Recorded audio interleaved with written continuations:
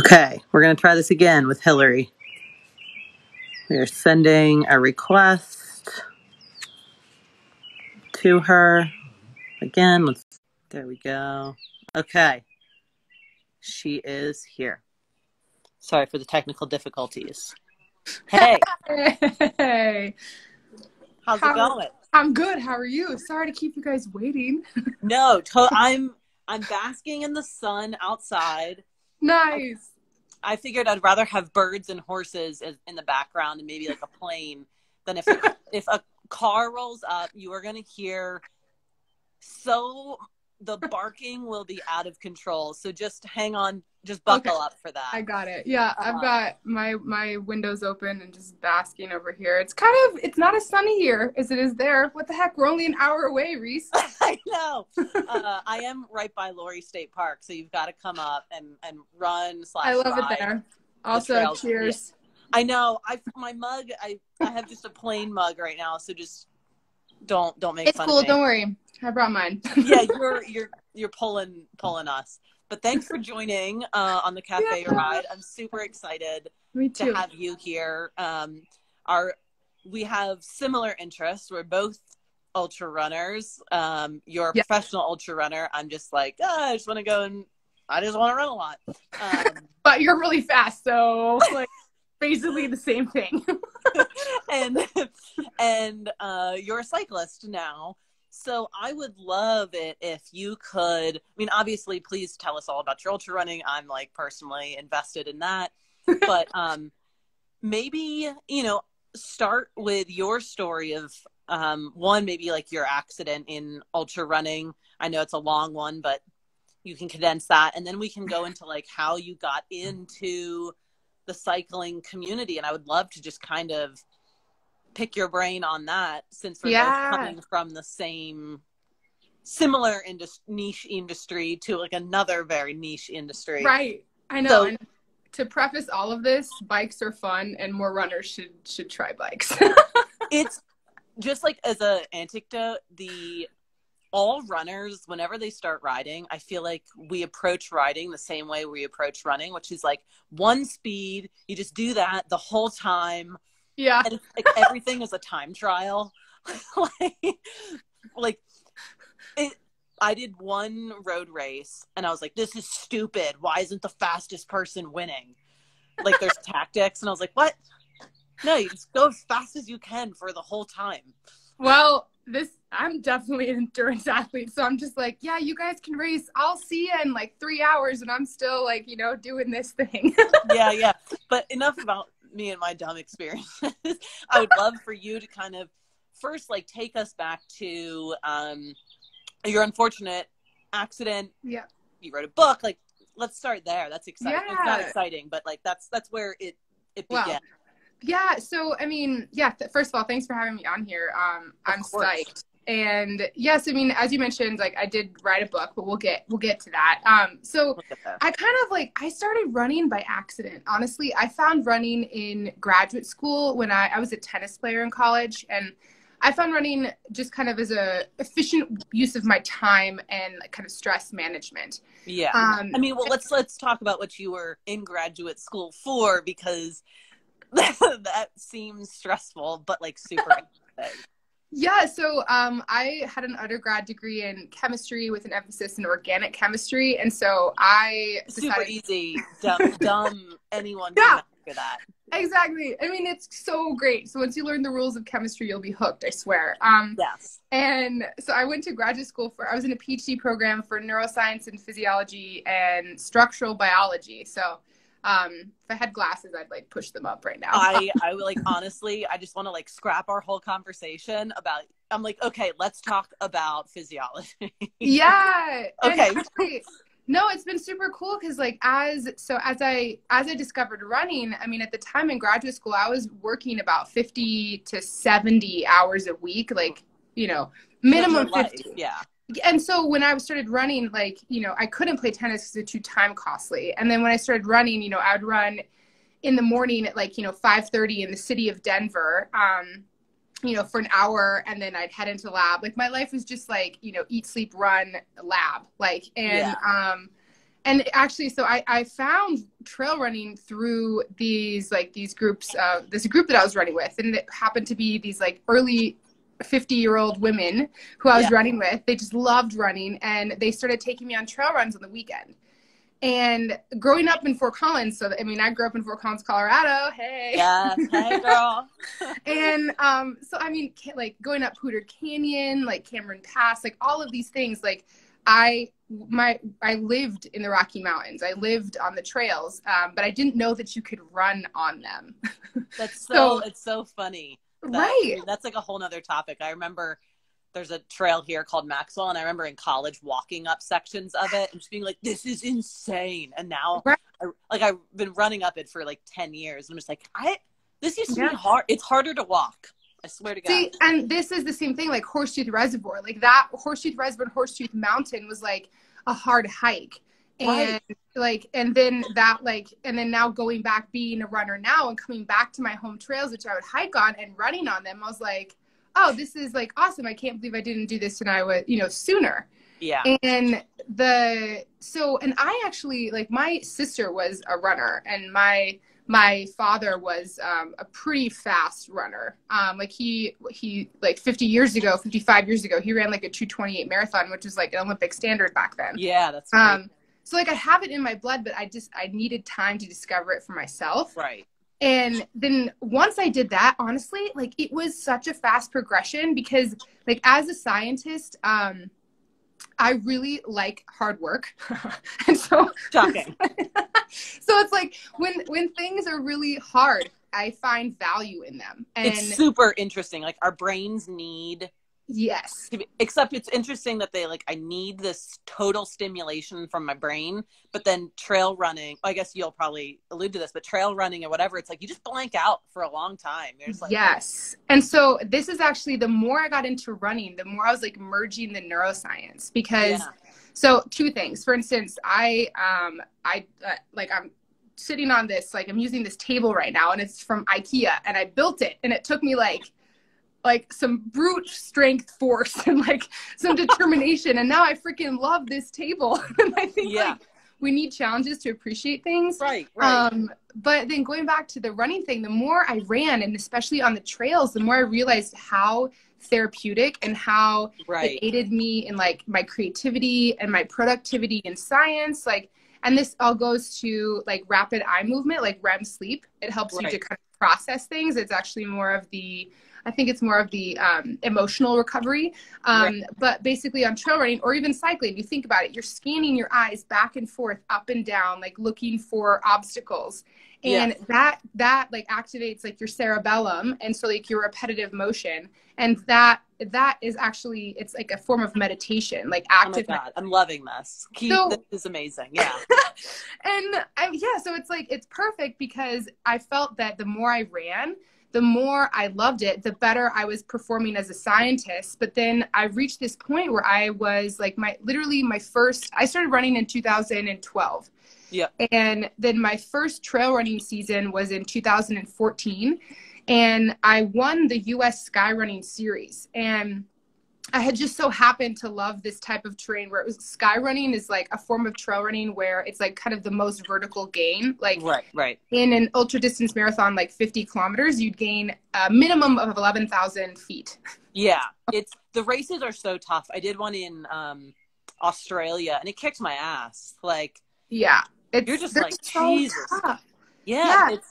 It's literally like switchbacks, like they're like no, straightest exactly. Especially in Europe, they don't like switchbacks. And Europe is where this like term skyrunning started. And so we have a few skyrunning races here in the US, like Broken Arrow Sky Race, and that's still rather runnable. And because you have here in the United States, you have switchbacks, and so you don't have like a direct. So at Lone Peak, Big Sky, we have Run the Rut. They actually created a trail that goes straight up the mountain, so it's like a super steep, like technical race.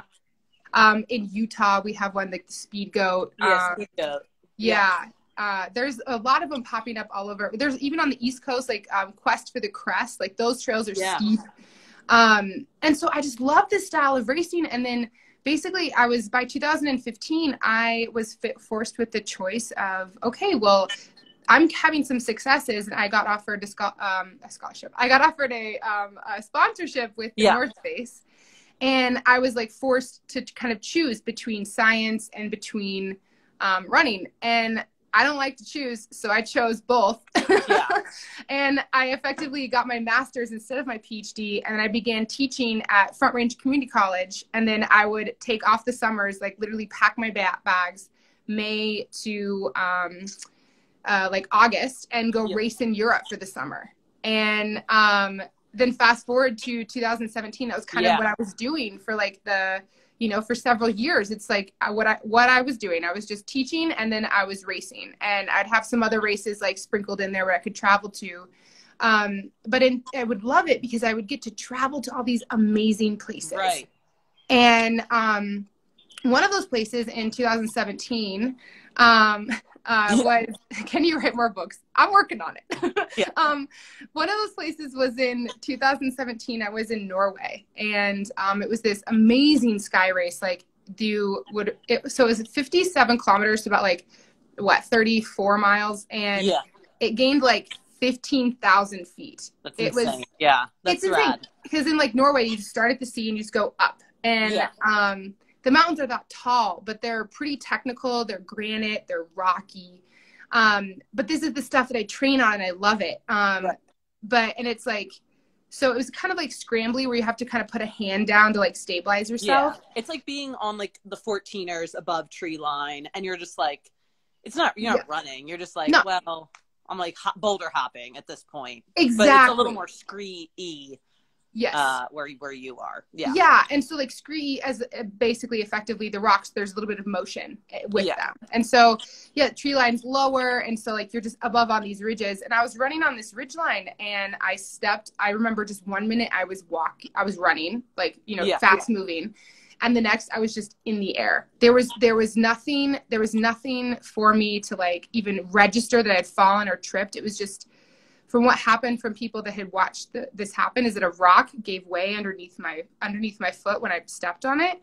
Yeah. And it just threw me off the mountain, and I ended up falling 150 feet and like bounced on the mountainside, a number of times. Yeah.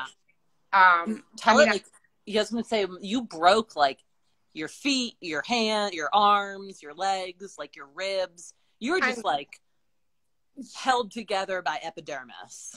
I mean, seriously. And like, that's actually because I make this joke all the time that like humans are just like, we're just sacks of fluid anyways. I remember like someone like talking to me about my wrist, because I broke both of them. I broke both arms, and like both bones in my wrist, and like literally describing my wrist as like a bag of bones. Like just like, it was just a bag of like, so it was like, I broke in total 14 bones. And I mean, you can like look at my Instagram and scroll back, and like there's pictures of me on like a scooter with all like casted up, and I literally only had one foot to stand on, and that foot actually had some broken bones in it.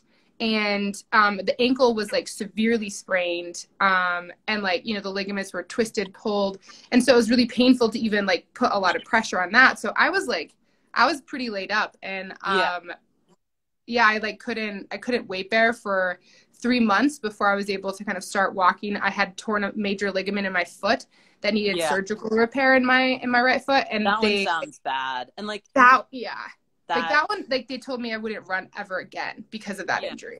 So how long in total was your like, I guess, recovery time? And then how did you kind of start training again? And then like, when did cycling kind of get incorporated? Because I think maybe like for me, I remember I was doing too much volume, which is classic for an ultra runner, because you're like, this is what I do, and it's not that productive.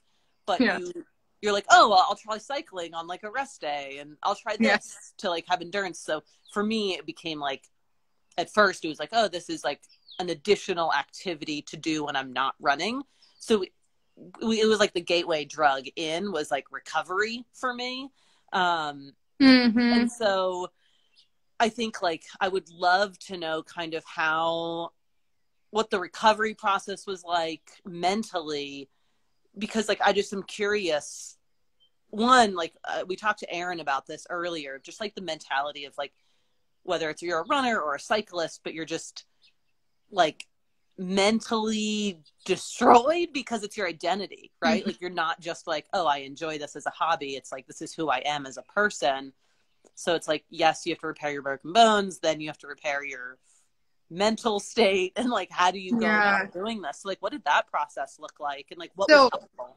That is a really good question. And actually this whole topic is what motivated me to write a book. Yeah. Because I think as athletes, so I mean, this is also included in the book, and like, so to answer your first question of when I discovered cycling and all this other stuff, like that actually didn't come till later. That didn't actually come until like my second recovery, when I ended up kind of I was made like a full recovery, was returning to running. This happened like in a year because it took that long. I had to have another surgery like 6 months later. Yeah. And I was hiking a bunch. I was like really wanting to work on like running and getting my like gait and my biomechanics back. So I was really focused on that movement. And then in January, like in 2019, so like a year, almost a year and a half, not quite, after the initial accident, I broke my ankle. God, that's just like such a, it's just like you go up and then you're down. Like, and so mentally, injuries are just fucking brutal no matter what. Like even a small, like a shin splint or like a hamstring, you're like, oh, I've got to take 5 days off. Yeah. What do I do with all of my time? I know. And so that's actually like that second injury. And of course it was related to the accident. You know, that is actually what motivated me. I literally remember, because I slipped on the ice, by like, as I was finishing a run, like after I'd finished a trail run, and then I slipped on the ice literally on the pavement 4 blocks from my house. So I remember like crumbling. I would be so hard on myself. There's no way I couldn't. See? And that, like, I crumbled to the ground. I was just in tears. Yeah. And I told myself, I was like, I don't know if I could do this again, because like, I knew how hard it was. And as a scientist, I can put faith in like the physical. Like I know my body is going to recover. I know that. Like I know the timeline for bone healing. I know the timeline for ligament healing. I know what that looks like. But mentally speaking, it is so hard to feel like it's like you're this loss of identity, this loss of self. Like I felt like, you know, I had almost discovered, like it was my friend group, it was my community. It was how I expressed myself. It was almost in an unhealthy way, like how I defined self-worth. And like that self-worth was in fact conditional, because it was attached to how much like I could do. It's so dangerous. Yeah. Right. And so these injuries. Like, I mean, the injury feels almost, or sickness, injury, anything, it feels almost like, for whatever reason, a betrayal of your body. You're just like, dude, how could you do this to me? Yeah. And like you separate yourself from your body and you're like, this is unbelievable. Like, why aren't you working like you're supposed to? And like, we never appreciate it when we're like running 100 miles and we're just like, this is what I'm meant to do. And then the moment it like screws up, we're just like, unbelievable. Right. I know. And that's how I felt. And I felt like, okay, like my body is taking me through an incredible amount. Like I was so lucky that I wasn't paralyzed. I mean, in those injury lists, like I had broken my back, like, you know, so like it was quite severe, but like, you know, my body had taken care of me and it had healed. And, you know, then I felt almost betrayed by it. And then I also felt, you know, just betrayed by just myself, because I felt like I didn't know who I was anymore. Right. Yeah. And so basically, honestly, what happened, what helped me so much in my recovery was writing. Yeah. Like WRIT. Like, so this, and writing then we'll talk about not pedaling. Yeah. Then we'll talk about the riding bikes. But like, so yeah, I basically started writing down like affirmations, and that really helped me in my first recovery. And then like literally I started writing the book seriously when I broke my ankle. Yeah. And it was a way for me to kind of revisit those dark moments, like process what had happened before, and then also kind of continue to work on like literally fostering belief, like believing that my best athletic days were ahead of me, like no matter what, like keep showing up for myself, and you know, defining self-worth other than, you know, how many miles I was able to run that day. Yeah. I think that's super important is like, I think like this happens a lot in sport. And like, maybe, I mean, I have a view on women's sport where like, you almost like can't be proud of other women, like some women that are just like, their self-worth is totally defined on like what they've won, what their power numbers are, like their daily, their mileage. And you're just like, it almost impedes like your ability to like get excited for someone else's success because it feels like an attack on your own. And I mean, it's not. And you just have to like realize like, I'm good. Just me. Like if I win the race, if I lose the race, if I run 5 miles or 50, like, no, it doesn't matter. Shocking. Yeah. It's a hard thing it's a tough pill to swallow. Absolutely. And that's actually what this whole recovery process, like the multiple ones, have taught me. It's that it's not about how like I compare myself to other people. And it's most importantly, it's how I feel about it. And it was a way for me to kind of like I think one of the main reasons that allowed me to return to like elite sport in running and trying a different sport like cycling was the fact that I gave myself permission to let go of that part of me, to let go of the part that I needed to get back to compete and be this person who I was before. Right. And then it was so cool because it allowed like community in. So like, you know, other people who were doing better than me or, you know, who were crushing it in their own right for me to like celebrate their victories and have that not impede, you know, where I was in my recovery process. And so then like now like it gave me the courage to try a new sport. And so the gym that I go to, Revo Sports and Performance here in Boulder, they are all big cyclists. They were like, okay, Hill, like you need to get on a bike. Like like, so I basically was like, they put my bike on a trainer.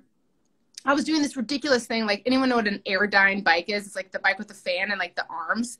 Yeah. I was God, that's like a whole nother topic.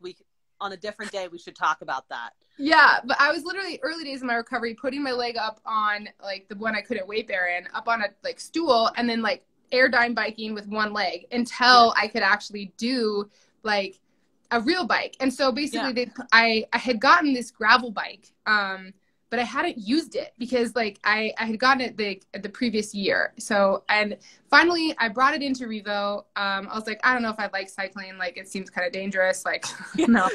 And then dangerous compared to, you know, running up a mountain, which like in my head, like that's kind of how I approached it. I was like, I'm going to die on a bike, but like I'll run up a mountain by myself with like nothing. Yeah. Exactly. And so I got the bike on the trainer. They like swapped out to flat pedals. I was literally like had my boot on, and then I progressed to like just a regular tennis shoe. And I started learning about like what this thing is called FTP and like playing around with it to like increase basically like resistance. And then, you know, so I started falling in love with it. I started like kind of doing intervals on the bike just to like, and see my progression each week as like my recovery. And I was able to kind of get back, you know, on my foot again, on my ankle. Yeah. And the crazy thing is that I remember this day vividly. Like it was a day in April. I was just cleared to start like walking. And so then I was going to try cycling outside. And my friend Alan Lim calls me over at Scratch Labs and he's like, love him. And he's like, Hill, we have an entry for you for Dirty Kansas. Like, so now it's called Unbound Gravel, but at that time it was called Dirty Kansas. And I was like, I had heard about it. I was like, okay. And he's like, you want in? And I'm like, yeah, sure. Like, let's do it. And he's like, so what distance? We've got like a 25 mile, the 50, the 100, or the 200. I'm like, Alan, isn't Dirty Kansas like the 200-mile race? Yeah. And he's like, yeah. And I was like, I want that. And he's like, okay. And then April to June. That's plenty of time to train. So literally I started riding my gravel bike outside for the first time in April. And I trained for Dirty Kansas 200-mile bike race to be my first bike race in June, or like end of May. And that was the beginning of the end. I just basically fell head over heels for bikes after that. That's awesome. And now, I mean, take us up. I mean, I don't want to take up too much more of your time, but like take us up to speed where you are now, because I know you just had another surgery, which is just like another setback. But however, you are on the bike again, and you asked me to do an insane ride on Sunday, and I was like, no, I'm not riding my bike with you for 10 hours. I made it in 9, Reese. I made it in 9. I know. I was like, I'm not riding 10 hours on Sunday. Sorry. I don't have, I don't know, do something else. I rode only for 4, but. Okay, that's really good. But still, it's like, so basically, yeah. So and again, so this is the crazy thing. So, so now the book is out, and it's out. It was out in April, so it's been out for a couple months. Have a copy. Out and Back is what it's called, everyone, by Hillygoat. Yeah, Out and Back, and basically, you know, I had basically broken my foot, and I didn't know it. It was an injury. Of course, it's related from this accident and injury that happened, you know, 3.5 years ago. And so that was devastating. I felt like, you know, I felt really sad about it, that I was just, you know, having to celebrate my book, and then I was injured again. But, you know, it's again, these times when it teaches you patience, and it's just a reminder to kind of not focus on, you know, your self-worth is defined solely by what you can physically do, but it's also like who you are as a person. So I think absolutely that's what I was trying to focus on. And so now I was really patient. I wasn't weight bearing for like 4.5 weeks. I was on crutches. It was miserable. I was texting Reese like all the time. I was doing check-ins. I'm like, do you need pictures of loaf? Let's get you a Burley, and I will pull you around Fort Collins in a Burley. We should still do that. I think we should. And then, so now I'm weight bearing. I was cleared to weight bear 2 weeks ago today, actually.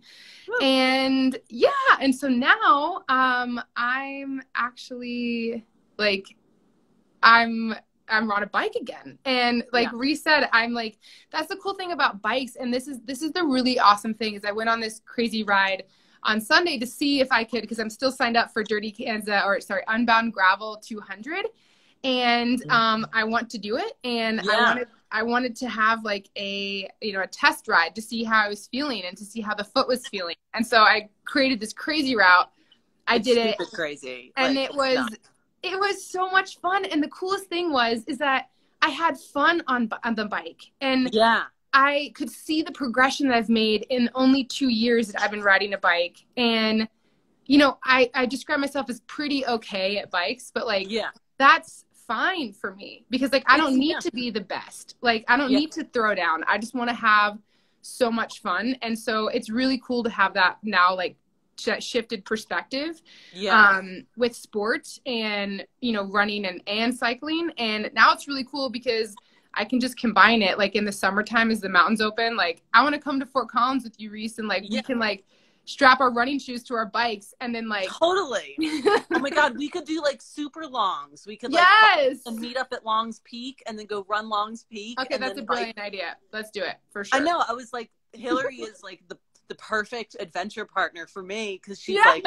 just as many screws are loose, and both of us would be like, oh my God, this is so much fun. We're about to die. Agreed. It's gonna be great. Like, I like, you know, having friends that are like that want to enjoy. It's like, and it's not a competitive thing. It's like, we're both like, you are just out there to like have an experience and have a good time. And like, there's no comparison. It's like, at the end of the day, like, I think like winning something it's great. It's a noble achievement, but it's a flash in the pan. But like cumulatively, like the experiences that we have, like, that's the richness of everything. Like that's worthwhile, is to pursue that.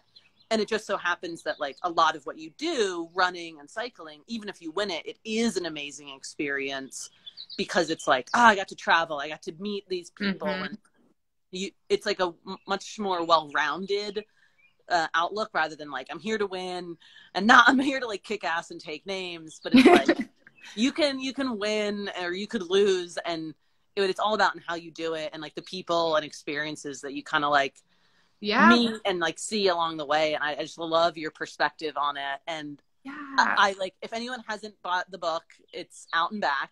Go get it. You can read all about her ridiculous it's just the whole thing. It is like chilling, some of it. So thank you for writing that. Yeah. And I'm so curious. I mean, let me know how Unbound goes. Yeah.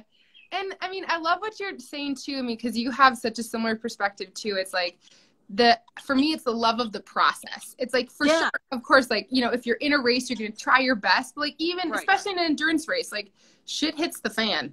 And all the it's time. It's like up and down, up and down, up and down. And so it's how you problem solve. And like, that's the important part. And it's like, I want to share life and like grow and have experiences with people who view the same as that, rather than, you know, like having such a narrow view of what success is and what, you know, allows them to feel good or worthy. And I think if more people, it's like, I challenge people to kind of, to take on that perspective. And that's what I write about in the book.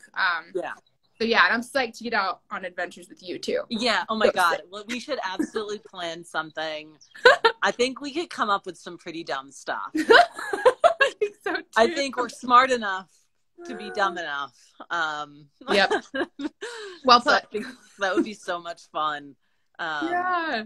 Rad. I'm excited. And I'm so glad, like, God, I know, like, you know, we can condense all of your, like, everything into, like, you know, 30-minute conversation, but like, I really do encourage people to like read the book. And like, it is, if you've ever had an injury or been like, your identity